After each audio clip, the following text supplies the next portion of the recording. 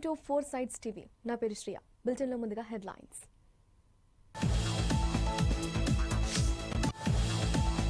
Vegivada post ఆఫీస్లో డబ్బులు గల్లంతు, 50 లక్షలు పోయినట్లు బాధితులు ఆందోళన.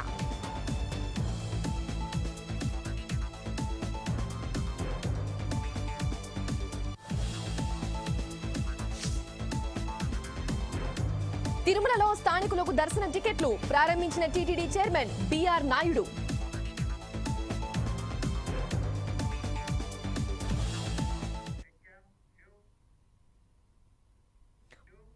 సిద్దిపేట జిల్లాలో సీఎం రేవంత్ రెడ్డి పర్యటిస్తున్నారు. మధ్యాహ్నం 1:30 సీఎం బేగంపేటకు వెళ్లనున్నారు. మధ్యాహ్నం 1:30 సీఎం బేగంపేట నుంచి హెలికాప్టర్లో సిద్దిపేటకు వచ్చారు. సిద్దిపేట జిల్లాలోని బండా తిమ్మాపూర్ దగ్గర హెచ్సిసిబి కోకాకోలా ఫ్యాక్టరీకి చేరుకుని ప్రారంభోత్సవ కార్యక్రమంలో పాల్గొననున్నారు. అలాగే మధ్యాహ్నం 3 గంటలకు తిరిగి హైదరాబాద్ నగరానికి బయలుదేరనున్నారు. 3:30 ఎన్టీఆర్ మార్క్ లోని హెచ్ఎండిఏ గ్రౌండ్ లో ప్రజా పాలన విజయోత్సవాల్లో భాగంగా నిర్వహించే ఆరోగ్య ఉత్సవాలలో ముఖ్యమంత్రి రేవంత్ పాల్గొంటారు.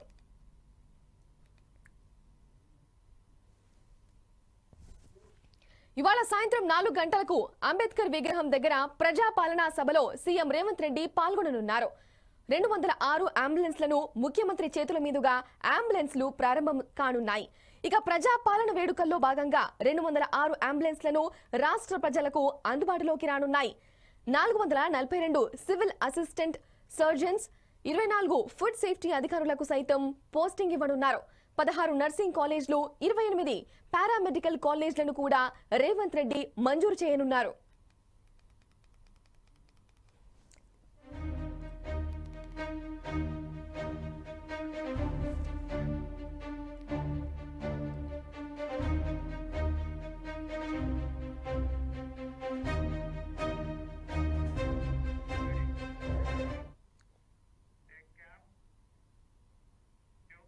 ఇప్పుడు తెలంగాణ భవన్ నుంచి లైవ్ చూద్దాం. एक से शुरू किया गया जब केसीआर साहब कहा करते थे मैं अकेला ही चला था जाने में मंजिल, लोग आते गए कारवान बनता गया.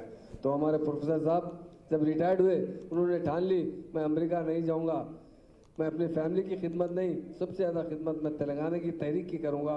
वो तहरीक की खिदमत करते हुए वो उस तहरीक को आगे बढ़ाते रहे. हम सब मिलकर उनका दिल की गहराइयों से शुक्रिया अदा करते हैं.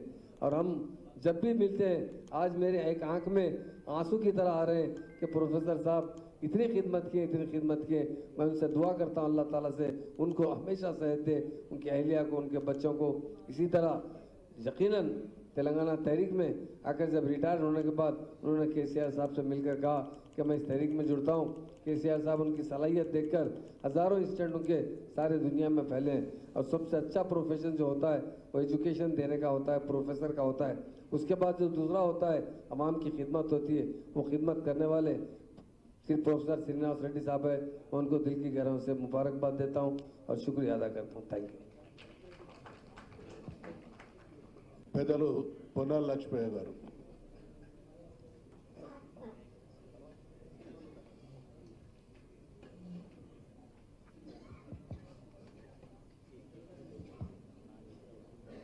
సన్మాన సభా నిర్వాహకులు మిత్రులు మత్స్యనాచారి గారు,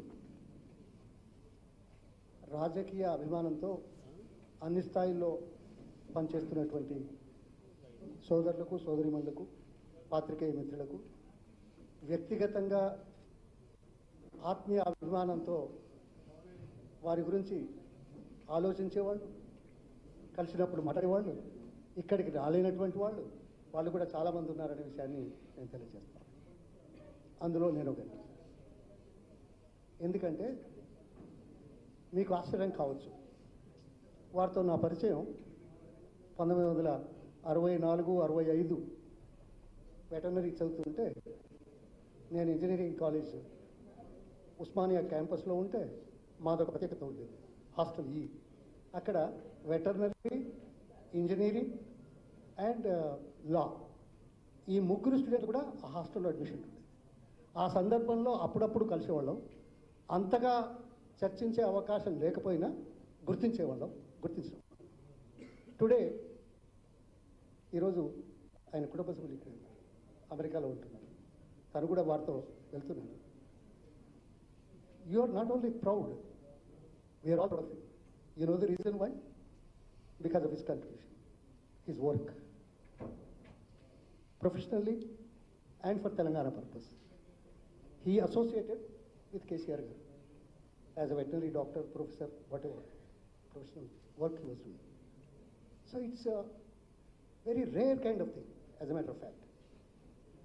అది చేస్తూ ఇవాళ అమెరికా వెళ్తున్నాడు అని రాజకీయంగా లేకుంటే వ్యక్తిగతంగా అభిమానిస్తూ చేసే ఈ సమావేశం ఏదైతే ఉందో ఇది రాజకీయ పార్టీలో ఉన్న వ్యక్తులకు, సభ్యులకు, నాయకులకు ఒక దిశానిర్దేశం చేసేదిగా ఉంటుంది అనే దాంట్లో సందేహం లేదు.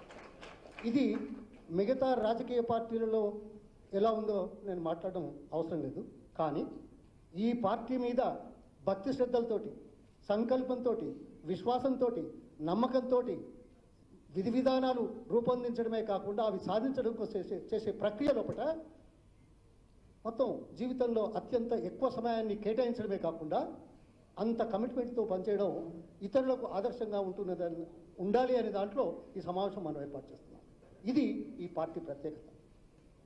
నేను ఈ మాట ఎక్కువ చెప్పాల్సిన అవసరం లేదు, ఎందుకంటే he has a concern, he has commitment.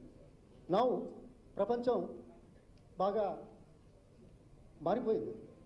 మీకు ఒక్క నిమిషం, 68, 69లో అమెరికాలో ఉన్న మన వాళ్ళకి ఎవరికైనా ఫోన్ చేద్దామంటే యాబిట్స్లో ఉన్న జనరల్ పోస్ట్ ఆఫీస్కి వచ్చి ట్రంకాలు బుక్ చేసి 3 నిమిషాలకు 265 రూపాయలు, 68, 69లో అంటే నిమిషానికి 85 రూపాయలు పెడితే 4-5 గంటల తర్వాత కాలు మెటీరియలైజ్ అయితే హలో హలో హలో అనే వరకే 3 నిమిషాలు అయిపోయింది. కానీ ఇవాళ ఆయన కన్సర్న్ మనకు తెలుసు, కమిట్మెంట్ తెలుసు, కమ్యూనికేషన్ చాలా డెవలప్ అయింది. ఎక్కడున్నా హోమ్ వర్కింగ్ స్థాయికి వచ్చిన ప్రపంచం ఎక్కడున్నా టెలిఫోనిక్ మీటింగ్లు, తర్వాత దీన్ని ఏమంటాం వీడియో కాన్ఫరెన్స్ చేస్తే మన ముందున్నట్టే ఉంటారు. మన ఆలోచనలు మారాయి. అమెరికా పోయినా ఆలోచనలు మారుతాయని ఎవరైనా అనుకుంటే వారి విషయంలో మాత్రం పొరపాటే అని నేను అంటున్నాను. ఎందుకంటే అంత భక్తి శ్రద్ధలతో పనిచేస్తున్నాడు కాబట్టి, చేశాడు కాబట్టి, ఆదర్శపురుషుడు అయినాడు కాబట్టి, దాన్ని మనం కొనియాడుతున్నాం కాబట్టి, దాన్ని ముందుకు తీసుకుపోవడానికి చేసే ప్రయత్నంలో భాగంగా మనం కలిసాం కాబట్టి మరొకసారి ఏమంటారు, ఆయురారోగ్యాలతో ఎప్పటికీ నన్ను ఒక్కరిని వేరు చేసినారా ఇక్కడ? లేలే, ఇంకా ఉండాలి, అలా ఉండాలి అని. ఏలూరు జిల్లా వేగివాడ పోస్టాఫీస్లో సుమారు 50 లక్షలు గల్లంతయ్యాయి. బాధితులు డబ్బుల విషయం అడిగితే సదరు పోస్టాఫీస్ ఉద్యోగి నాగరాజు వేగివాడ నుంచి పారిపోయాడు. ఈ విషయంపై పోస్టాఫీస్ వద్ద బాధితులు ఆందోళన చేశారు. అవసరానికి డబ్బులు ఉపయోగపడతాయని పోస్టాఫీస్లో దాచుకున్నామని వాపోయారు. ఆ డబ్బులు ఇప్పించాలని వేడుకున్నారు. ఘటనపై పోలీస్ స్టేషన్లో ఫిర్యాదు చేస్తున్నట్లు బాధితులు పేర్కొన్నారు.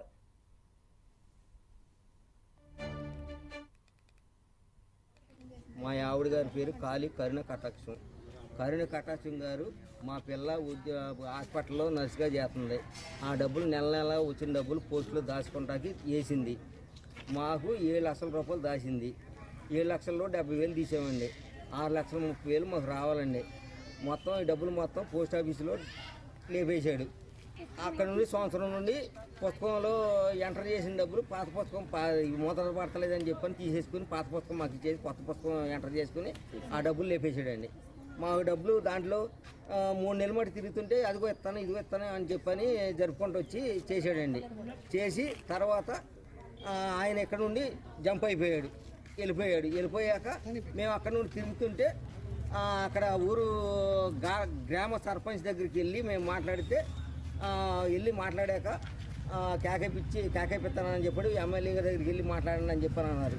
తర్వాత ఆయన ఏమన్నాడు, తర్వాత 3 సార్లు తిరిగితే ఆ చేతులు ఎత్తేసాడు. మేము ఏం చేయమని చెప్పానని సర్పంచ్ గారు అన్నాడు. 2015 నుంచి నేను కట్టానండి.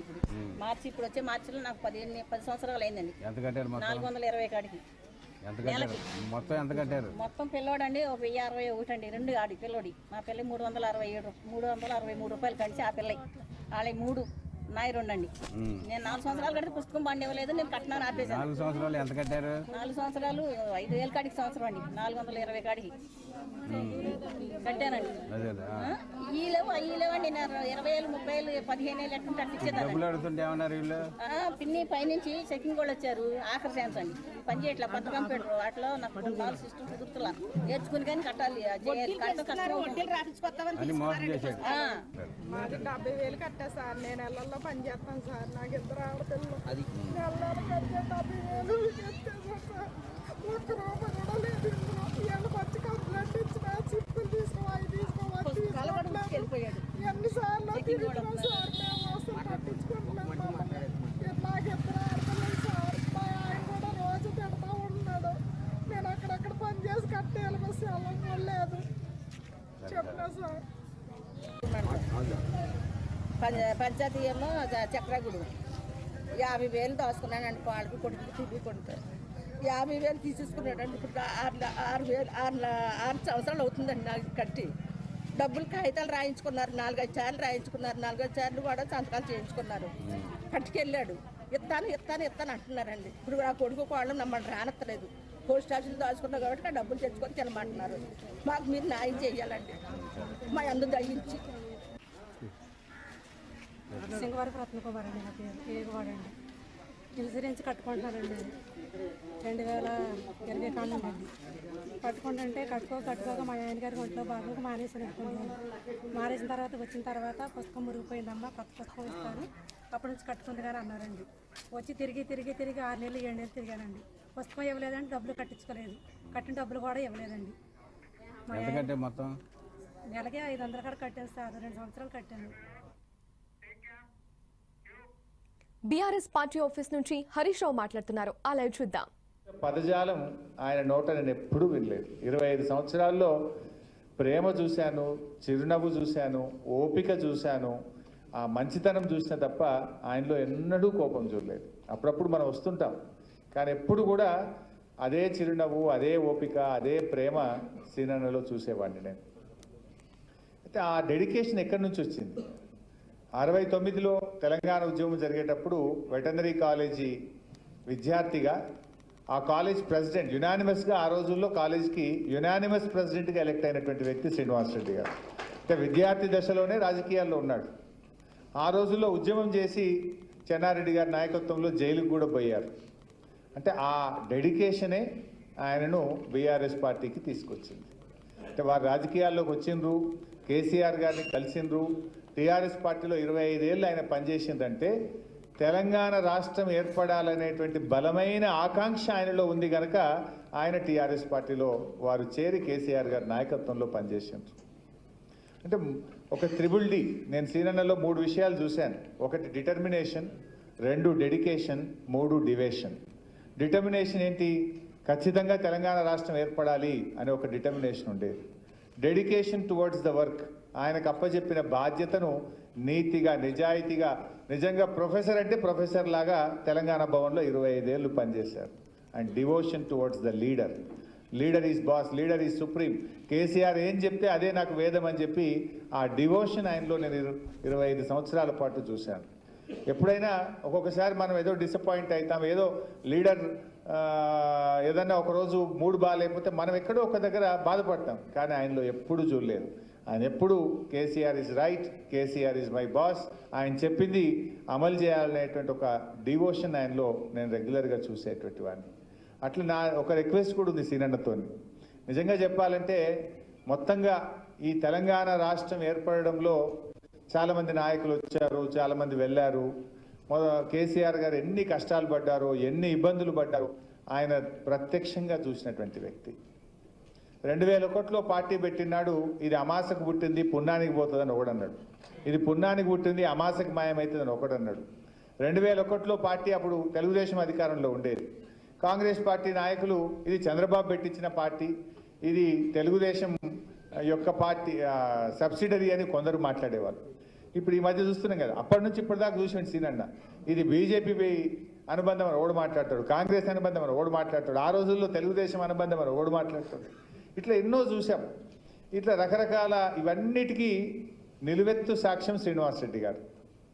ఎందుకంటే ఆ పోరాటం కేసీఆర్ గారి ఆమరణ నిరాహార దీక్ష కానీ, మనం అద్భుతమైన విజయాలు కానీ, కామన్ మినిమం ప్రోగ్రాంలో తెలంగాణ ఎజెండాను పెట్టించి రాష్ట్రపతి నోట ఉభయ పార్లమెంట్ సభల్లో చెప్పించిన రోజు ఒక గొప్ప ఆనందం ఉండే. ఆ రోజు యూపీఏ ప్రభుత్వంలో కేసీఆర్ గారు చేరినప్పుడు మీరు కామన్ మినిమం ప్రోగ్రాంలో పెడితేనే నేను క్యాబినెట్లో చేరుతా అన్నారు. నిజంగా ఒక రాష్ట్రపతి, భారత రాష్ట్రపతి ఉభయ పార్లమెంట్ సభలను ఉద్దేశించి ఆయన ప్రసంగంలో సంప్రదింపుల ద్వారా తెలంగాణ రాష్ట్రాన్ని ఏర్పాటు చేస్తాము అని ఆనాటి రాష్ట్రపతి ప్రకటిస్తే నిజంగా తెలంగాణ అయిపోయిందని గొప్ప ఆనందాన్ని పొందినాం ఆ రోజు. సరే, ఇట్లా కాంగ్రెస్ మోసం చేస్తుంది అట్లా అనుకోలేదు, ఇంకా అయిపోయింది తెలంగాణ అనుకున్నాం. అట్లాంటి ఆనందాలు కావచ్చు, మోసాలకు కూడా అన్నీ కూడా తెలిసినటువంటి వ్యక్తి మన సీనన్న. ఎందుకంటే సీనన్నకు తెలుసు, మొన్ననే మనం దీక్షా దివస్ కూడా చేసుకున్నాం. నవంబర్ 29 లేకపోతే డిసెంబర్ 9 లేదు, డిసెంబర్ 9 లేకపోతే జూన్ 2, 2014 లేదు. వీటన్నిటికీ సాక్ష్యం ప్రొఫెసర్ శ్రీనివాస్ రెడ్డి గారు. సీనన్న, నువ్వు అమెరికా పోతున్నావు, టైం ఉంది, మరి రాజేష్ దగ్గర ఉంటావా రాధిక దగ్గర ఉంటావో నాకు తెలియదు, కానీ ఒక పుస్తకం రాయి తప్పకుండా. మొత్తం కేసీఆర్ గారు 2001 నుంచి ఎలా తెలంగాణ రాష్ట్రాన్ని సాధించారు, ఎన్ని ఒడిదుడుకులు, ఎన్ని కష్టాలు, ఎన్ని రకాలుగా ఆయన ఈ తెలంగాణ సాధనలో ఆయన అనుసరించిన వ్యూహాలు, ఆయన పోరాట పటిమ, ఆయన కృషిని, రాజకీయంగా చేసిన కృషి, ఉద్యమ రూపంలో చేసిన కృషి, జేఏసీ ఏర్పాట్లో చేసిన కృషి, దీని అంతటికీ నువ్వు సాక్ష్యం కనుక బహుశా డైరీలో రాసి పెట్టుంటావేమో డేట్లు, ఒక పుస్తకం రాయాలని చెప్పి నేను కోరుకుంటా ఉన్నా. అయితే ఆ పుస్తకం ఇనాగ్రేషన్ అమెరికాలో చేద్దామా ఇండియాలో చేద్దామా? మరి పద్మారావు అన్న జగదీష్ అన్న అమెరికా పోతామని పోటీ పడుతుండ్రు. మరి ఆ పుస్తకం ఇనాగ్రేషన్ అమెరికా పెడితే అందరం వస్తాం. లేదు, నిన్నని ఇక్కడ తోలుకొచ్చుకొని ఇదే తెలంగాణ భవన్లో మళ్ళీ ఆ పుస్తకాన్ని మనం ఇనాగ్రేషన్ చేసుకోవాలి. అంటే చాలామంది రాయలేరు. నువ్వు ఒక ప్రొఫెసర్గా ఉన్నావు, దగ్గరగా చూసినటువంటి వ్యక్తి. నిజంగా కొన్ని అయితే అప్పుడప్పుడు కేసీఆర్ గారు లోకల్ బాడీ ఎలక్షన్లు వస్తే, జెడ్పీటీసీలు, ఎంపీపీలు, కౌన్సిలర్లు, మున్సిపల్ చైర్మన్ ఎలక్షన్ వస్తే సీనన్ననే ఆథరైజ్డ్. సీనన్న సంతకంతో తిరుచానూరు పద్మావతి అమ్మవారి వార్షిక కార్తీక బ్రహ్మోత్సవాల్లో భాగంగా తిరుమల శ్రీవారి శ్రీ లక్ష్మీ కాసుల హారాన్ని స్వామివారి పాదాల చెంత ఉంచి ప్రత్యేక పూజలు నిర్వహించారు. అనంతరం తిరుమల మాడవీధుల్లో ఊరేగించి తిరుచానూరుకు తీసుకెళ్లారు. గరుడ సేవ మాదిరిగానే తిరుచానూరు వార్షిక బ్రహ్మోత్సవాల్లో భాగంగా 5వ రోజు శ్రీ పద్మావతి అమ్మవారికి సోమవారం సాయంత్రం గజవాహన సేవ నిర్వహించనున్నారు. గజవాహన సేవలో తిరుచానూరు పద్మావతి అమ్మవారికి లక్ష్మీ కాసుల హారాన్ని అలంకరించనున్నట్లు టీటీడీ అదనపు ఈవో సిహెచ్ వెంకయ్య చౌదరి తెలిపారు.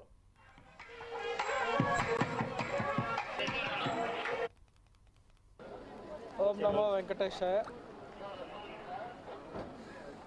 ఈరోజు స్వామివారి లక్ష్మీ కాసుల హారాన్ని సాంప్రదాయబద్ధంగా ఊరేగించి తిరుచానూరు అమ్మవారికి సమర్పించడం జరుగుతుంది. ఇక్కడ మనకి గరుడ వాహనం ఎలా ఇంపార్టెంటో అలానే గజవాహనం కూడా చాలా. తిరుమలలో స్థానికులకు శ్రీవారి దర్శనం టికెట్లు జారీని టీటీడీ చైర్మన్ బిఆర్ నాయుడు ప్రారంభించారు. ఈ కార్యక్రమంలో స్థానిక ఎమ్మెల్యే అరణి పాల్గొన్నారు. గత నెలలో జరిగిన తొలి టీటీడీ బోర్డు సమావేశంలో స్థానికులకు దర్శనం కల్పించాలని తీర్మానించారు. ఈ నిర్ణయంపై స్థానికులు హర్షం వ్యక్తం చేస్తున్నారని బిఆర్ నాయుడు తెలిపారు. తిరుమలలో ఉన్న ప్రజలకు కానీ, తిరుపతి, రేణిగుంట, చంద్రగిరిలో ఉన్న ప్రజలందరికీ ఒక మంచి అవకాశం వచ్చింది. ఈ నిర్ణయాన్ని మొట్టమొదటి సమావేశంలోనే నిర్ణయం తీసుకోవడం జరిగింది. దానికి అనుగుణంగా ఇక్కడ ఎవరైతే అధికారులు ఉన్నారో ఎంత తొందరగా వీళ్ళు అమలు చేస్తారనేది కూడా. బాపట్ల జిల్లా చీరాల కస్తూర్బా గాంధీ బాలికల ఉన్నత పాఠశాలలో మిడ్ డే మీల్స్ బాగుందంటూ విద్యార్థినిలు అంటున్నారని హెడ్ మాస్టర్ కృష్ణమోహన్ తెలిపారు. గతంలో ఆహారం బాగోలేదని ఫిర్యాదులు రావడంతో కాంట్రాక్టర్ను తొలగించినట్లు ఆయన చెప్పారు. తాజాగా నియమించిన కాంట్రాక్టర్ పనితీరు బాగుందని తెలిపారు. 600 మందికి పైగా విద్యార్థులకు భోజనం అందిస్తున్నట్లు పేర్కొన్నారు.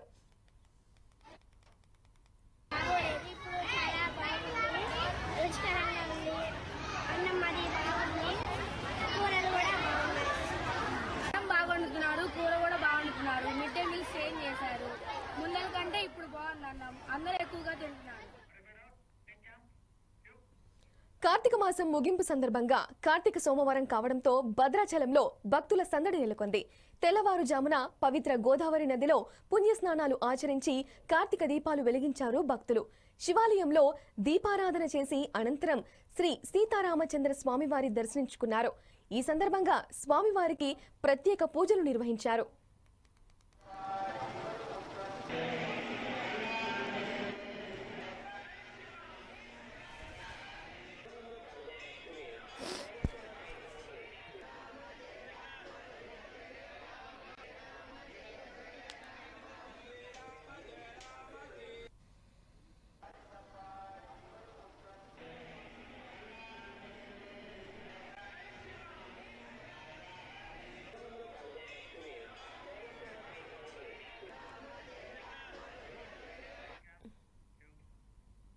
ఇవి న్యూస్ బ్లేజ్ అప్డేట్స్. చూస్తూనే ఉండండి 4 Sides TV.